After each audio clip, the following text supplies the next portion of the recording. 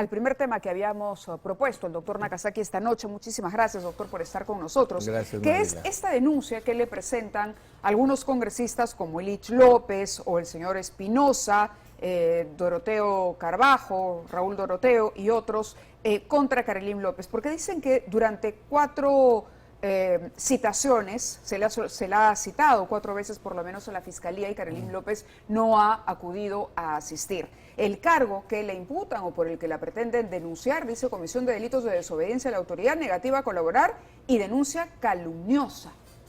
Usted es abogado de Carolyn López, ¿cuál es la respuesta?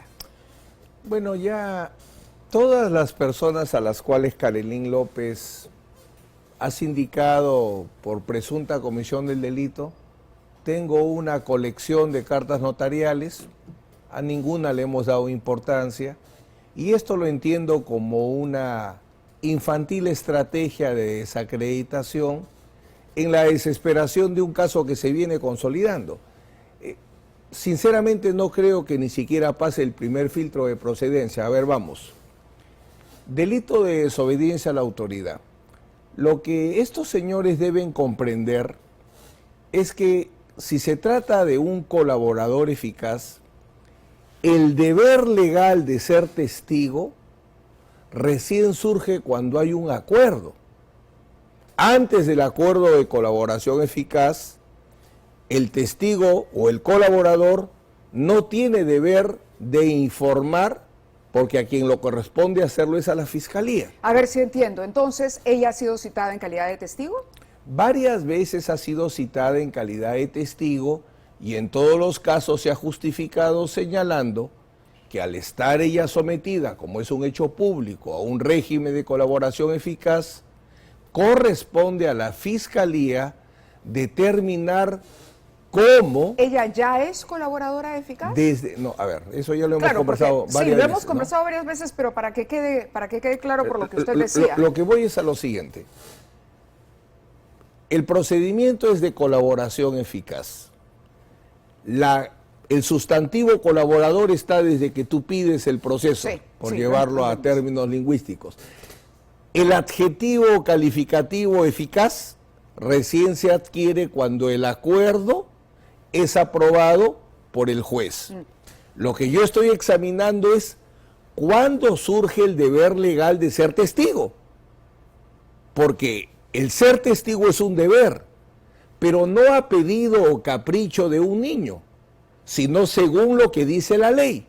Se está refiriendo obviamente a los congresistas cuando habla, hemos discutido acá cuando habla de niño. Claro, entonces, en conclusión, ella no está obligada, eso es lo que usted quiere decir, no está obligada a asistir a estas porque el delito es desobediencia a la autoridad. Tendría que existir el deber legal, y el deber legal, Matilde Pinchi Pinchi, siempre cito el mejor ejemplo, una vez que se celebre el acuerdo, recién ahí surgen los deberes de testificar. No antes. Por eso le preguntaba si era colaboradora eficaz. Es decir, está sometida a un procedimiento de colaboración. Yo me imagino que están muy preocupados porque ya la corroboración ha terminado.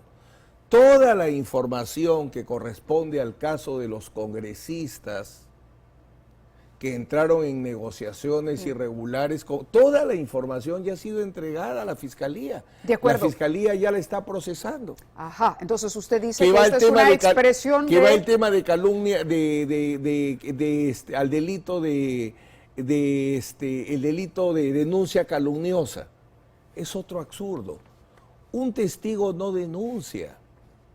Un testigo, lo que hace, un colaborador, lo que hace es brindar información que es calificada por las autoridades. Nos decía en su primera respuesta que un caso que está avanzando bastante bien, que es prácticamente sólido. ¿Se refiere al caso Zarratea? En el caso de los congresistas hay 2 temas que deben ser investigados. 2 temas que deben ser investigados. Y eso es bueno para mis colegas que seguramente están aconsejando a los congresistas. Lo que hace la persona es presentar una información al fiscal y el fiscal ve si tiene relevancia penal. Desde el hecho de que se han iniciado investigaciones preliminares y hay medidas cautelares contra estos señores, ya está vacunada Carolyn López de cualquier tipo de denuncia. porque su información ya fue analizada por un experto, que es un fiscal, en la etapa que corresponde. Lo que ellos deben preocuparse es de los empresarios y lo que ellos deben preocuparse es de los frutos de los nombramientos. Bien, ahí se marcará la inocencia yo le o culpabilidad de ellos. ¿Por qué usted tiene tanta confianza y afirma que este es un caso sólido? Le hacía la pregunta, si estamos hablando de Zarratea, ese es el caso. Son varios casos. Correcto, Zarratea. pero ¿a cuál de los casos se refiere cuando habla de esa solidez? ¿O son varios? Hay varios casos. Los casos que ya pasaron, la solidez se va marcando así. Las investigaciones preliminares que ya pasaron a procesos penales ya adquieren una madurez que se llama de ámbito de sospecha reveladora. Tenemos Puente Tarata, tenemos Anguía, tenemos ahora el gabinete en la sombra.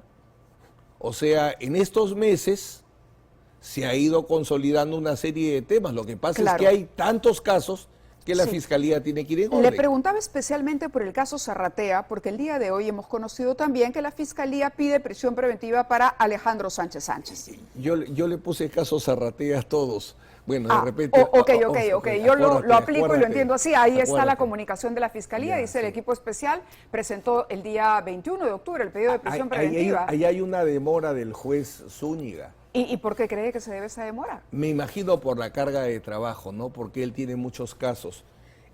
Pero creo que todos debieron verse en grupo, ¿no? Porque, salvo que me equivoque, el dueño de la casa de Zarratea va en bloque con Salatiel, va en un solo bloque. No sé por qué no se tramitó en ese momento, porque para el conocimiento de los televidentes, los requerimientos de prisión preventiva se pueden llevar adelante sin presencia del imputado e incluso con un defensor de oficio. Que es el caso de Alejandro Sánchez Sánchez. Por eso es que me ha llamado la atención, vi al periodista, yo no me imaginaba que estaba eso en trámite, pero ayer vi una noticia y sí, me ha sorprendido. Me ha sorprendido, claro, como que veo desde que el a la 21 no se Fiscalía resuelva. también. Sí. En cualquier caso, el Poder Judicial lo puede resolver en cualquier momento. Ya. Tiene que hacer audiencia. Tiene que hacer audiencia. Y no sé si han hecho por él, sinceramente no seguí tan de cerca el caso. Pero si el juez no ha emitido decisión, debe ser porque no ha habido audiencia. Quería aprovechar su presencia también, salvo que usted quiera explicarnos algo más sobre el tema de la colaboración eficaz de Carolina López y estos casos, aprovechar su presencia por el tema del Lavallato. El tema del Lavallato ha causado preocupación porque el doctor Vela dice que aquí hay una reacción de sorpresa, ¿no? Incluso me parece que ha utilizado un calificativo, ¿no?, de otro tipo cuando se refiere a la decisión unilateral de Brasil de suspender la cooperación y de atribuirle, digamos, a los fiscales, en este caso a él, ¿no?, como coordinador del equipo, un uso de información que no se debía hacer para otros procesos en contra de Odebrecht, fuera o vulnerando el acuerdo de colaboración eficaz. La decisión en Brasil, ¿hasta qué punto impacta en el caso Lavallato? ¿Y hasta qué punto, como han dicho algunos, podría traerse todo lo actuado a foja cero? Primero, no es la primera vez que esta no es la primera experiencia de suspensión. Ya hubo una suspensión anterior cuando el fiscal Hamilton Castro abre proceso penal a Jorge Barata. Entonces se suspende porque en el Perú los brasileros aceptaron venir y negociar acuerdos de colaboración eficaz sobre la base del aval de Brasil, porque Brasil, cuando celebra el acuerdo de colaboración eficaz con los ejecutivos de Odebrecht allá, se asume la obligación de apersonarse ante la justicia de cada país que sea afectado, pero siempre y cuando se garantice un debido proceso. Entonces, no es la primera vez, y la primera vez se solucionó. Vamos a ver ahora. A portas de lo que viene de las audiencias del caso de Heredia. Ahí está el tema, que uno dice, caramba, pero estaban programadas ya las presencias de estos señores. Pero es un hecho que no sorprende. Lo que sucede es que yo he estado viendo que el análisis se hace sobre la base de lo que tú dices, la implicancia que tendría en los casos, que el presidente Lula ha sido elegido nuevamente por Brasil, pero ese no es el problema se venía a venir hace muchos meses. ¿Ha sido producto de algún error de la Fiscalía? La Fiscalía tercamente mantiene el caso gasoducto ¿Y por qué digo tercamente? Odebrecht no reconoce sobornos en el caso gasoducto. La trama de corrupción, según la Fiscalía, era favorecer indebidamente a Odebrecht para que gane el megaproyecto de gasoducto. ¿Cómo? Descalificando ilegalmente a su competidor. Pero ya la justicia peruana ha establecido que la descalificación fue legal. Ya ha venido el competidor, su principal integrante, Suez, porque el peso del otro competidor era que era Suez, el superexperto en canales. Y ese superexperto en canales, un día antes que abran los sobres, ya declaró hace unos días su representante, la matriz de Francia le dice, no va, nosotros no queremos participar. Entonces era lógico que lo descalifiquen. Y una última, el gobierno, no del presidente Humala, sino del presidente Kuczynski, no anuló el contrato en ejecución de la cláusula anticorrupción, sino lo dejó sin efecto por falta de cierre financiero.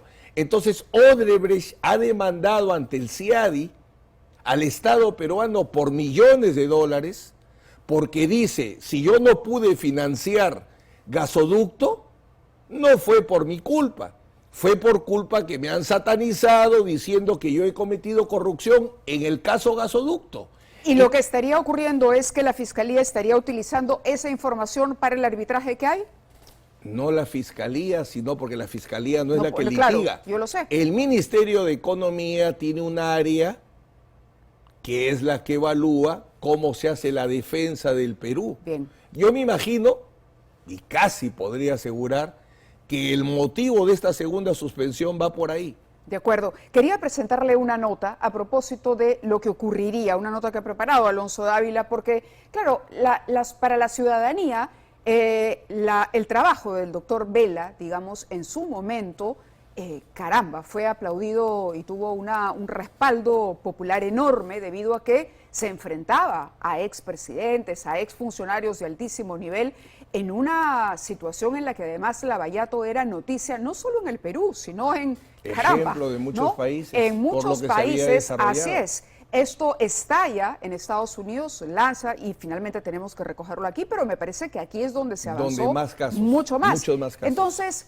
la gente se pregunta, se cae Lavallato, hay algo que está pasando en Brasil, Lula ganó, ¿qué puede pasar?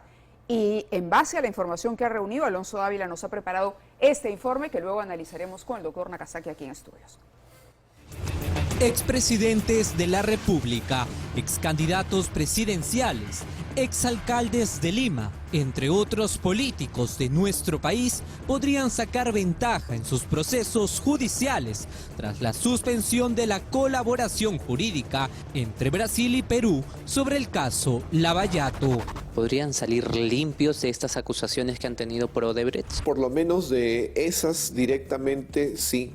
De otras no necesariamente, ¿no? Los vinculados al lavado de activos sí se caerían. El Ministerio Público Federal brasileño ha tomado la decisión solamente con el pedido de Odebrecht. Sus solicitudes en este momento están amparadas por la justicia federal brasileña.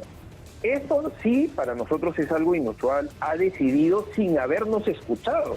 El proceso que hoy llevan Ollanta Humala y Nadine Heredia es el más avanzado y con esta suspensión hoy corre peligro. Rafael Vela junto a otros fiscales tomaron un vuelo hasta Brasil para coordinar con ejecutivos de Odebrecht que participarían en el juicio oral contra la expareja presidencial. Sin embargo, con la suspensión de la colaboración, este encuentro ha quedado cancelado. El caso se va a ver seriamente afectado, pero no solamente es el caso de los señores Humala, también se podría caer o se vería seriamente afectado el tema de la coima reconocida que se había pagado el señor Toledo, en el caso de Chaca, en el caso de Keiko Fujimori, en el caso de PPK, en el caso de Susana Villarán, en el caso de Martín Vizcarra. Como usted ve, las consecuencias de esta decisión son amplias. Pero exactamente, ¿cuáles han sido los motivos, las razones para que Odebrecht pida a las autoridades de Brasil anular cualquier tipo de colaboración? Delia Muñoz, ex procuradora, explica que uno de los principales argumentos ha sido que el fiscal Rafael Vela, en calidad de testigo, habría utilizado información que la empresa le brindó en su contra. Considera que el Estado peruano no está cumpliendo con los preceptos establecidos en el convenio de colaboración eficaz. Concretamente, que está vulnerando el derecho reconocido de no utilizar en su contra las pruebas que ella había obtenido. Y esto obedece a que en un arbitraje que Odebrecht ha planteado contra el Estado peruano, allí habría declarado uno de los fiscales que ve en el Perú el caso Lavallato. El ex fiscal anticorrupción, Pedro Angulo, sostiene que el triunfo de Lula da Silva y sobre todo la presión de abogados de los investigados peruanos en Brasil habrían sido detonantes para estas movidas. Ellos han estudiado la colaboración eficaz y consideraron que los fiscales habían ingresado en infracción. Entonces han aprovechado eso para tratar de socavar. Las defensas de muchos de ellos siempre estuvieron muy atentas para tratar de atacar el convenio de colaboración. Esta suspensión ha encendido las alertas de las autoridades peruanas, pues podría limpiar de polvo y paja a expresidentes, excandidatos presidenciales y exalcaldes acusados de recibir millones de dólares.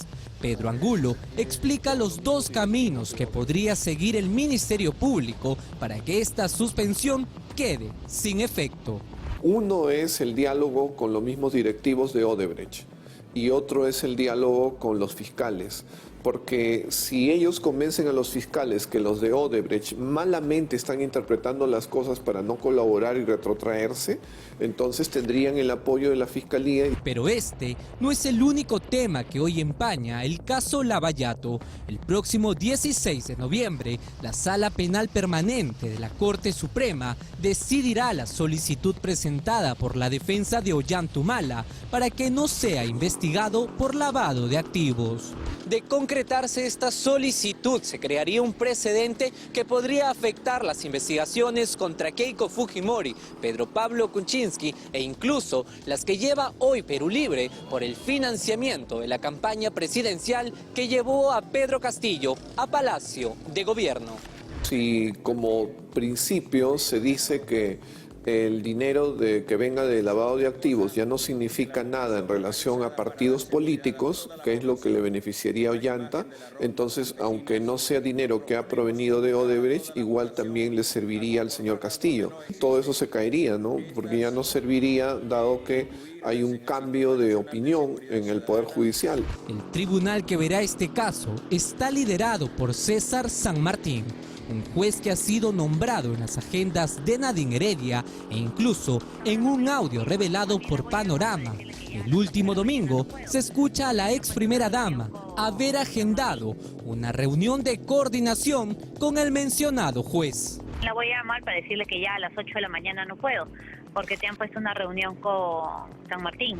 Y César San Martín se inhibe de participar en el proceso donde está Ollanta Humala. Está bien. Y de pronto ahora dice, ya no me inhibo, ahora sí participo. Eso llama la atención. Tendría que justificar, explicar por qué está haciendo eso. Porque llama la atención, genera sospecha. Ollanta Humala, Nadine Heredia, Keiko Fujimori, Alejandro Toledo, Susana Villarán, Pedro Pablo Kuczynski y Martín Vizcarra podrían librarse fácilmente de estas acusaciones en el caso Lavallato. Todo está en manos del Ministerio Público peruano para que emplee algún mecanismo y evite la cancelación total de esta colaboración entre Perú y Brasil. Cada caso es distinto. Usted me decía, el caso Toledo no pasa por este problema, es decir, ya es un caso redondo.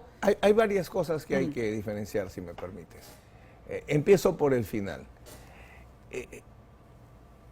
Si hace 7, 8 años sale un hecho, las agendas, alguna grabación, y recién ha salido ese hecho, y aprecio que la sociedad puede dudar de la imparcialidad, me inhibo.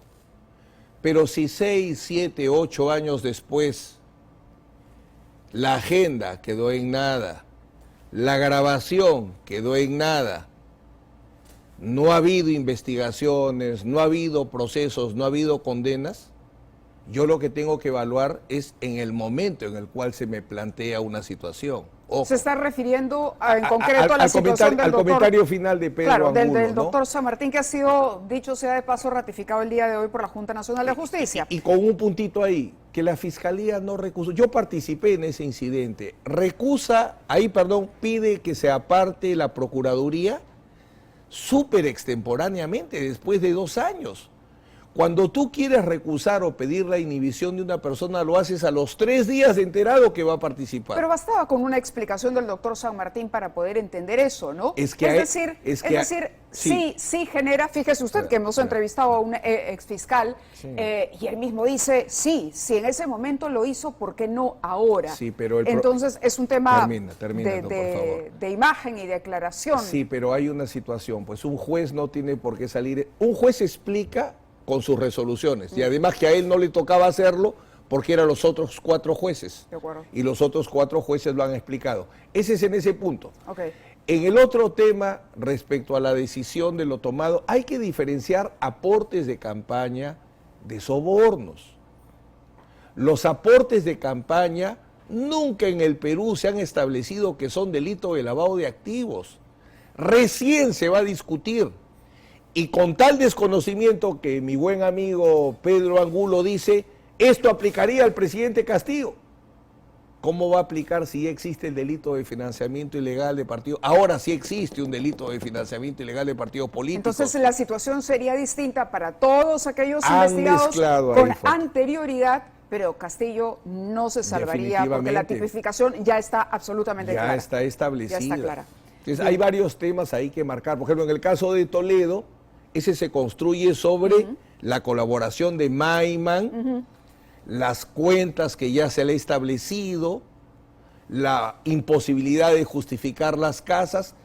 Hay que ver caso por caso. Yo veo muy difícil que por la sola suspensión se traigan abajo los casos, porque ya se ha consolidado mucha prueba, mucha prueba. De acuerdo, entonces no es como se dice que se cayó Lavajato, pero sí podría haber un impacto en algunas de las investigaciones, haciendo la diferencia de caso por caso. Lo que podría efectivamente caso por caso es demorar algunos, otros podrían no desarrollarse, pero el grueso de los casos ya están con acusación, así que yo no veo esa situación, y lo que sí resalto es que no tiene nada que ver las personas que están procesadas o quien hoy es presidente, sino lo que te vuelvo a insistir, y veo que Delia Muñoz coincide. El problema es económico en el desencuentro que hay entre el Perú y Odebrecht sobre lo que es sus tubos en el proyecto de gasoducto. Esa es la madre del cordero. Y el hecho de que el fiscal Vela haya participado como testigo, digamos, por el lado peruano en ese arbitraje, pero quería aprovechar también el tiempo para preguntarle por otro asunto. A ver. Benji, ¿qué hablo? Me estoy confundiendo. Kenji Fujimori. ¿Qué pasa con el pobre Kenji? Kenji Fujimori el día Sí, de hoy ha declarado, lo lo escuchó, creo que tenemos ese ON, vamos a escucharlo. Esto es cuando ya se están desarrollando las audiencias finales de su caso por los Mamani videos, y la hipótesis es la compra de votos a cambio de la no vacancia de Pedro Pablo Kuczynski. Es tanto el daño y el dolor que me ha causado el paso por la política que me siento totalmente decepcionado, desilusionado, y no quiero saber nada de política. No se imaginan el dolor causado a mi familia, a mi esposa, a mi hija, a mis padres, pero en forma especial a mi madre, porque desde el año 2018 estuvo a mi lado en cada una de las sesiones que asistí, y pude ver cómo poco a poco se fue deteriorando su salud hasta su fallecimiento el 8 de diciembre del año pasado. Aunque no esté presente físicamente aquí, sé que mi madre está dentro de mí, en mi corazón. La siento conmigo.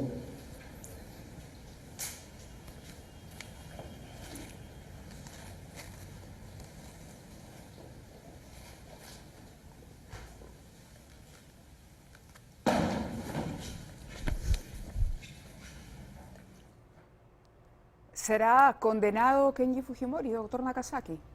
Sería muy injusto.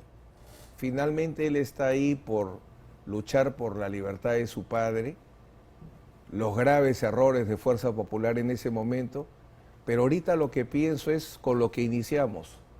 Los niños reclaman y denuncian a Carelín y hay otra trama mayor de pagos que ya en su momento se sabrá. Pero aprovecha y adelante, ¿no? No puedo porque esa parte no está filtrada, eso es de Bruno Pacheco.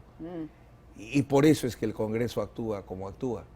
Pero es raro que en el caso de los niños haya una denuncia y ellos no creo que lucharon por sus padres, ¿no? Y estén como estén y piteen para que ni siquiera se les abra proceso y este chico, por tratar de luchar por sacar adelante a su padre, está juzgado, pero hay una buena sala. Tiene una buena sala. Yo creo que al final van a marcar si eso es delito o no.